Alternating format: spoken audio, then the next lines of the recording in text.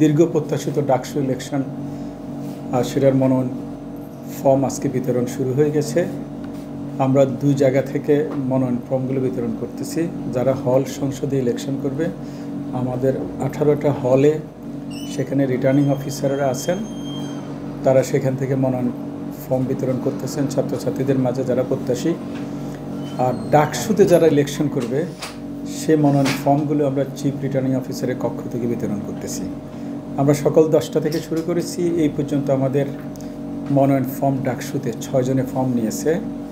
আমরা আশা করতেছি যেহেতু আজকে শুরুটা ভালোই হয়েছে মনে হয়েছে, সবাই আচরণবিধি মেনে তারা ফর্মগুলো নিয়ে যাচ্ছে। এর ভিতরে একজন ফেরতও দিয়েছে।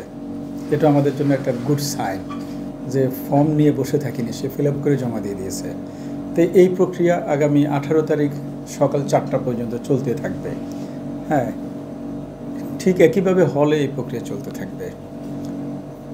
19 তারিখে তারা সকল মনোনয়ন ফর্ম জমা দিয়ে দেবে। আমরা 20 তারিখ সময় নেব যাচাই বাছাই করে। 21 তারিখে আমরা রাফ একটা তালিকা প্রকাশ করব। তাদেরকে আবার সময় দেব কিছুদিন, কেউ প্রত্যাহার করবে কিনা সেটা 25 তারিখ পর্যন্ত। 26 তারিখে আমরা ফাইনাল তালিকা প্রকাশ করব। অর্থাৎ কেউ যদি প্রত্যাহার না করে, আমরা ধরে নিলাম যে সবাই হচ্ছে ক্যান্ডিডেট, আমরা সেদিনই তাদের তালিকা প্রকাশ করব। 26 তারিখের পর থেকে সকল ক্যান্ডিডেট তাদের প্রচারণায় নেমে পড়বে। সেটা হলে হতে পারে, বিশ্ববিদ্যালয় ক্যাম্পাসে হতে পারে। তারা আচরণবিধিতে যেভাবে একমত হয়েছে সেভাবে তারা সব জায়গায় তাদের ভোটারদের কাছে ভোট চাইবে। হ্যাঁ, সেটা চলবে 7 সেপ্টেম্বর রাত 12টা পর্যন্ত। আপনারা সবাই জানেন নির্বাচনের দিনে 24 ঘন্টা আগ থেকে প্রচারণা বন্ধ রাখতে হয়। সেই হিসাবে 7 তারিখ রাত 12টায় হয়তো আমাদের ওই 24 ঘন্টার যে বারটা হবে।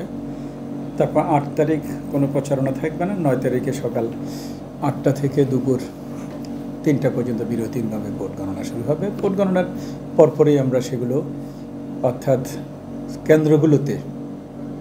কেন্দ্রগুলোতে ভোট গণনা হবে এবং সেখানে হলগুলোর রেজাল্ট সেখানে হয়ে যাবে। ডাকসুর ভোটটাও সেখানে কিন্তু গণনা হবে এবং সেটা সেখানে প্রচারিত হবে। তারপরে 18টা হল থেকে এই রেজাল্টের হার্ড কপিটা সিলগালা করে আমাদের এখানে চলে আসবে। আমরা তখন সবগুলো যোগ করে তখন ফাইনালি আমরা ডাকসুরটা এখান থেকে ঘোষণা করব। আর 6 জন, এর ভিতর 2 জন নিচে ভিপি পদে আর 4 জন নিচে মেম্বার পদে। আমার তো শুরুটা তো ভালোই মনে হচ্ছে। আমি তো আর ক্যাম্পাসে যাইনি, আপনারা সবাই ক্যাম্পাসে গেছেন, আপনারা জানেন। আমরা তো এখানে সকাল থেকে বসে আছি এবং বিভিন্ন হলগুলোতে খবর নিচ্ছি। আমরা সব জায়গা থেকে খবর পাচ্ছি ছাত্রছাত্রীরা মনোনয়ন ফর্ম সংগ্রহ করতেছে। আর যেহেতু শুরু, হয়তো অনেকে ডিসিশন নিতে পারে নাই। হ্যাঁ, এর ভিতরে হয়তো ডিসিশন নিয়ে ফেলবে তারা সবাই, যে গ্রুপ করুক না কেন তারা মনোনয়নপত্র নিয়ে নেবে। আমরা আশা করতেছি এখন পর্যন্ত কোনোভাবে লঙ্ঘিত হয়নি। আমরা যাদেরকে দেখেছি সকালে এখন পর্যন্ত ওই আচরণবিধির ভিতরেই তারা মনোনয়ন ফর্ম সংগ্রহ করেছে। স্যার, হবে কিনা আপনাদের মনে হচ্ছে না? আমরা আপনাদেরকে যেভাবে কথা দিয়েছি